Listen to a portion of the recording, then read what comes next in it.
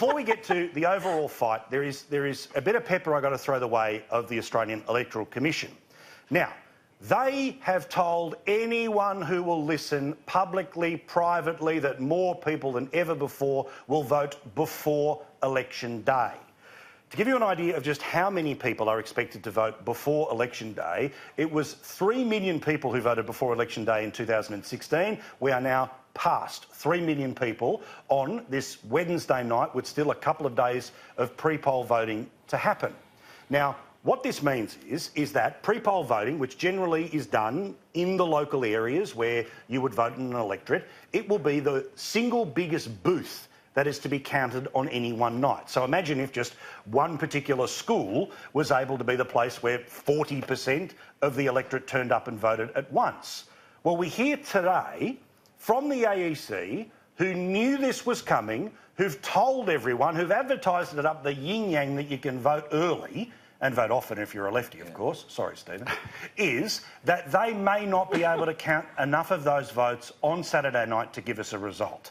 Here's something that came out today from the AEC Commissioner. We are really hoping it is not the case, but I am cautioning everybody that it is a difficult thing for the AEC to do. It's a huge logistic activity. We'll be doing our very best, but there will be some delays on the night. Stephen, this is outrageous. It's just utter incompetence. I mean, this bloke has been advertising this. He's seen New South Wales elections. He's seen Victorian elections. He knows the appetite for the public is to take up this option. Absolutely. And for him to be 3 days out from an election saying, oh, sorry, I may not have the ability to do it, like, that is utter incompetence. This bloke should be given the rounds of the kitchen and plenty more. Well, absolutely. And I know there'll be the post-game inquiry and nobody's going to really talk about it. But here's the thing. We have an expectation. And look, I get it.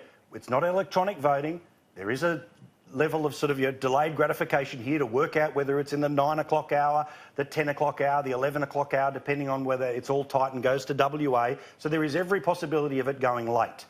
But Gary, how do you feel about the idea of it going late? Because the people counting the ballot papers that have been piling up for 3 weeks mightn't be able to do it on Saturday night.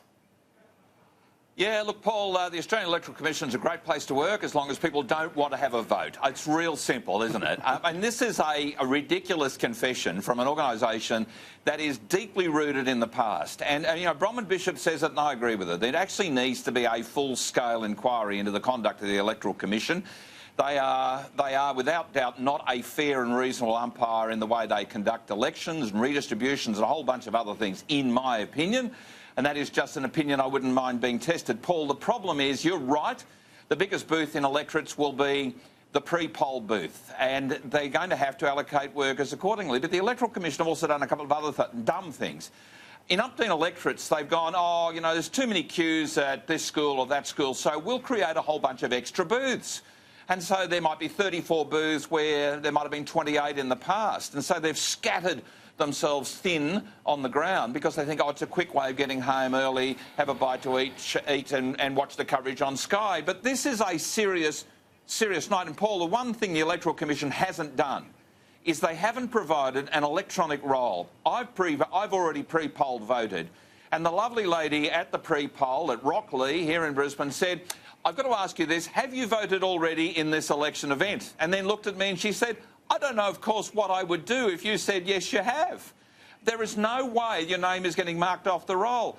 And the Electoral Commission can't cope with counting the votes? Oh, spare me. Really? Yeah, this is dreadful. It's this thing now, Pauline, you're used to the wait because when you're focused on the Senate vote, you get a bit of an indication on the night, but the way things roll out, you're used to the idea of waiting. The idea that the people counting the physical green papers are telling us on Wednesday that they mightn't be able to get it done on Saturday when it is literally about who is running the country, that is not first world stuff.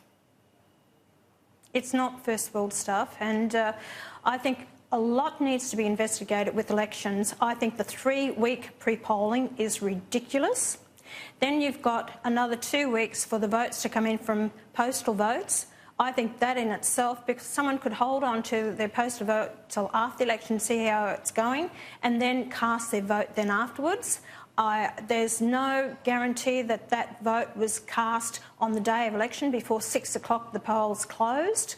I think identification needs to be shown. In the last election, over 18,000 people voted more than once on the roll. Nothing happens about them. Correct. There's so much corruption in our voting. There really is. There was an inquiry done into it, recommendations were handed down, but neither political party is prepared to do anything about it. And in Queensland, Newman brought in, the LNP brought in showing identification.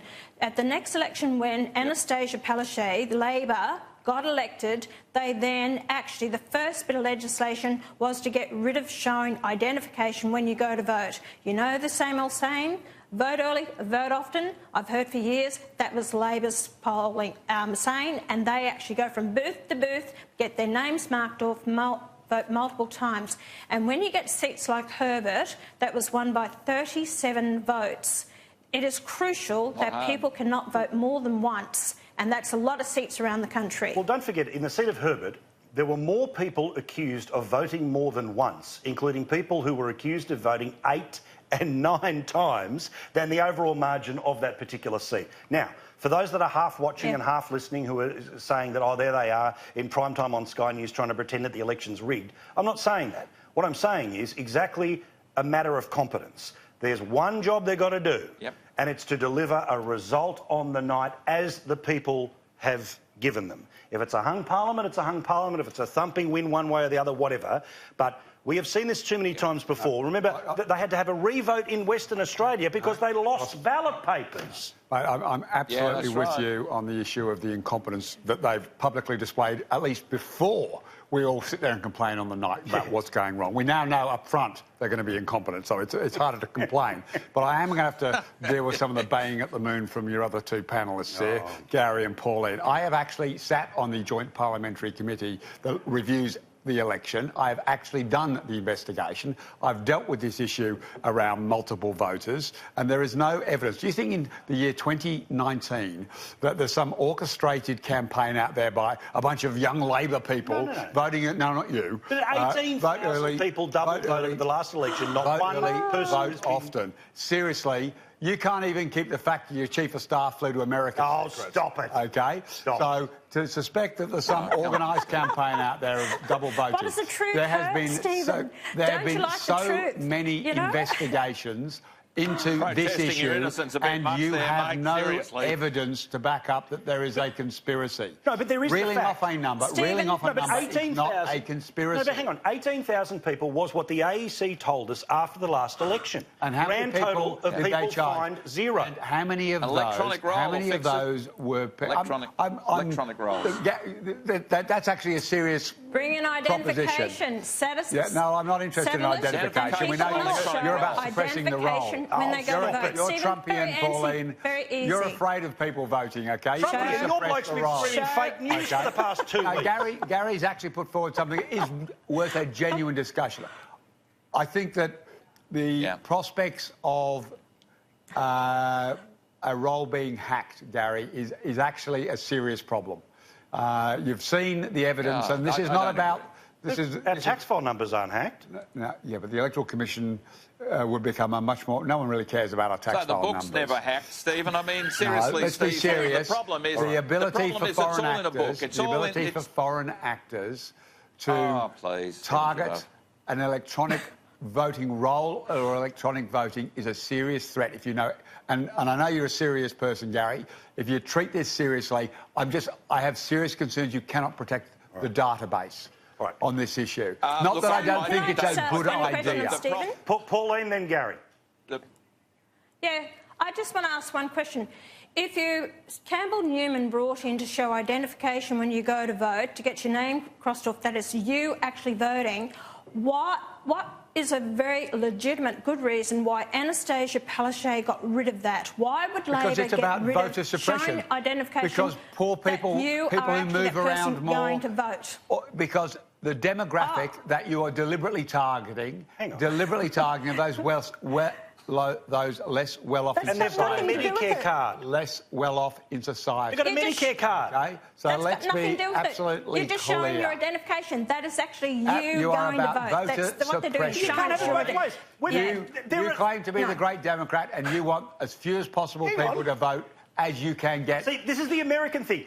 Australians have Medicare cards. There are more Medicare cards than people sometimes in this country. There's a form of ID that is given to people when they're babies. Nobody takes a Medicare card as a serious piece of identification. No. Right. Certainly not when they were the fake and that's not what Pauline is advocating. Taxpayers' That is dollars not on it. what she's advocating. Oh, come on, she's hardly saying She wants that. as much voter suppression so that her vote can be higher. Okay? As much voter suppression as she can get. Says the bloke That's whose what party she's wants to about. bring in 200,000 people, the parents of migrants, got to do with in order to voter make sure they all vote next time around for you guys. Come on.